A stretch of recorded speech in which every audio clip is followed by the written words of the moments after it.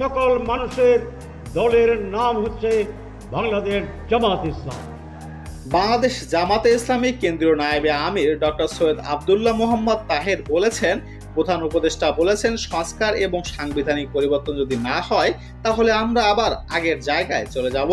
আমরা ওনার এই বক্তব্যটিকে সমর্থন করি। এর আগে উনি যে পদক্ষেপ নিয়েছেন সংস্কার ছাড়া নির্বাচনের তারিখ ঘোষণা, আমরা এর নিন্দা জানাই।